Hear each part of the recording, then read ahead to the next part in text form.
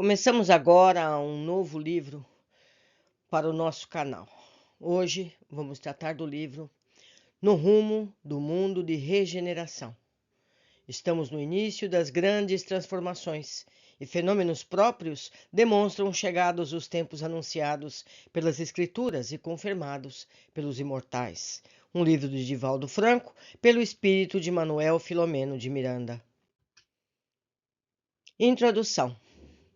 No Livro dos Espíritos, Allan Kardec, da Lei do Progresso, questões 791. A civilização se depurará um dia, de modo a fazer que desapareçam os males que haja produzido? Respondem os espíritos. Sim, quando o moral estiver tão desenvolvido quanto a inteligência, o fruto não pode surgir antes da flor. Na questão 792. Por que a civilização não realiza imediatamente todo o bem que poderia produzir? Respondem, porque os homens, ou seja, a humanidade, ainda não está disposta a alcançar esse bem. A civilização terrestre alcançou um nível de alto valor no que diz respeito à tecnologia de ponta, às conquistas do conhecimento, aos grandes desafios da inteligência. E vem utilizando programas para a solidariedade geral e um sentido de respeito e conformidade com as leis que fomentam o progresso exterior e as comunidades disso defluentes. Da furna sombria ao apartamento de luxo e da imundícia à higiene mais extravagante, com intensas buscas para o prolongamento da existência física prazerosa e rica de benefícios pessoais, a sociedade vem lutando para superar as preocupações a respeito da doença, da solidão, dos sofrimentos em geral.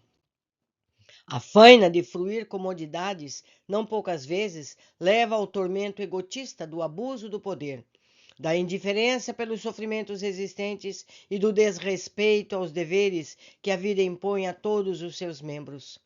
Realizações audaciosas multiplicam-se, o luxo exagerado atinge níveis inimagináveis. As extravagâncias dos poderosos na matéria recordam as festas em Veneza, nas quais, após os jantares grandiosos, culminavam atirando os objetos de uso, todos de alto preço, nas águas lodacentas.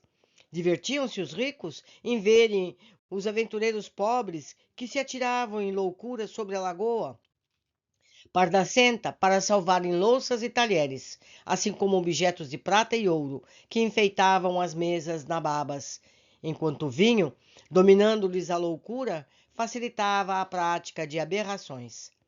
Diminuídas as distâncias físicas em face do precioso recurso das comunicações virtuais, das viagens aéreas, da Terra, converteu-se em uma aldeia global, facilitando os relacionamentos, os comportamentos ávaros cada vez mais exigentes.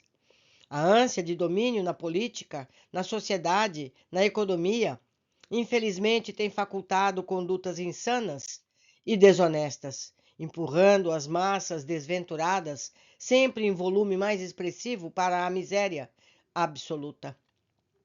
Totalmente desconhecidos e, quando são vistos ou aparecem nas comunicações, são desrespeitados ou ali se encontram em razão dos absurdos de que são vítimas, dos crimes que lhes dão vida e em clamor por misericórdia, por justiça, sob os sofrimentos exagerados. Esse tem sido o mundo das ilusões e das aparentes glórias da cultura e da civilização, em que os índices de morte pela fome, pelo abandono, pelas doenças e agora pela pandemia assustam qualquer pessoa de médio equilíbrio emocional. Há fantasmas que apavoram em toda parte. As crianças amadurecidas precipitadamente, sem viverem a infância, logo são iniciadas nos jogos mórbidos dos prazeres, sem a ternura dos pais atentos e famílias vigilantes.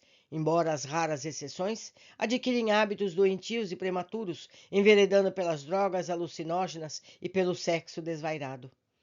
Ante as exageradas exigências de liberdade na convivência social, cada vez mais libertina, é inevitável perguntar-se para onde segue a sociedade nessa volúpia massificadora e desordenada.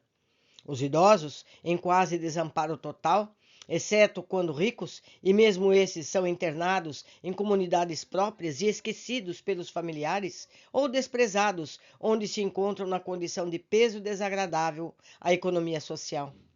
Tem-se pensado mesmo em eliminá-los em clínicas luxuosas ou não, a fim de que não se constituam exemplos de decadência orgânica e da fatalidade do envelhecimento, a caminho da morte, que parece atrasada de cumprir o seu dever.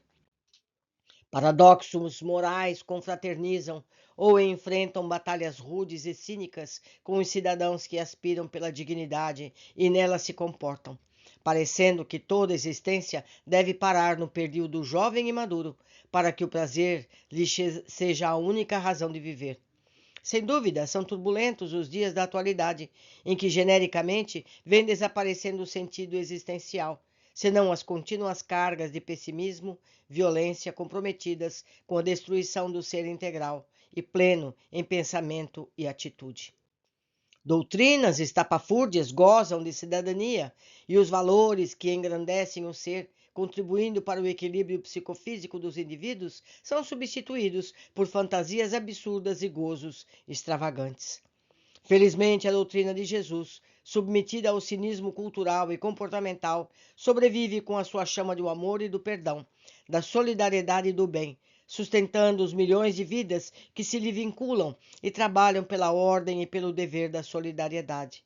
Esses dias alucinados passam porque fazem parte de um período de seleção de ideias e existências que retornam à terra, portanto, conflitos inomináveis, e a dor trabalha-os, edificando resultados formosos. Após submetidos ao bisturi da negação, os fenômenos do espiritismo venceram a incredulidade tradicional e histórica, ensejando a filosofia otimista pela reencarnação ao prazer sem jaça e o aprimoramento das aspirações de alto significado. A religião espírita, tomando as mãos do seu adepto, ajuda-o a sair do labirinto de si mesmo e apontar-lhe a imortalidade em triunfo após a transitoriedade do corpo carnal. Confundem-se os campos de energia, onde vivem encarnados e desencarnados em intercâmbio ininterrupto, e os espíritos retornam à Terra, a fim de ajudá-la na sua transição de mundo de provas e expiações para mundo de regeneração. Estamos no início das grandes transformações. Fenômenos próprios demonstram chegados os tempos anunciados pelas Escrituras, confirmados pelos imortais. Tragédias de todo tipo sacodem o mundo físico, agora atormentado pela pandemia de Covid-19, demonstrando a fragilidade do ser humano no pedestal das suas ilusões ante o vírus devastador e fatal. Ao mesmo tempo, facultando a necessidade do amor, da solidariedade entre as criaturas para a sobrevivência ao caos. Este livro que temos o prazer de oferecer aos queridos leitores apresenta sintéticas páginas de atividade entre os dois planos da vida num trabalho de harmonia para apressar a hora da felicidade, após a vivência das heranças infelizes de que demoram na economia da humanidade. Esperamos que as suas informações contribuam de alguma forma para a tranquilidade de quem o leia e o auxilie a confiar na providência divina e no grande auxílio que o Consolador propicia a todas. Salvador, 27 de novembro de 1920, Manuel Filomeno de Miranda. Um livro bem recente, meus amigos. Um livro bem recente que vai nos mostrar situações bem atuais. Espero que permaneçam conosco, estudando todos esses capítulos. Um grande abraço e até breve.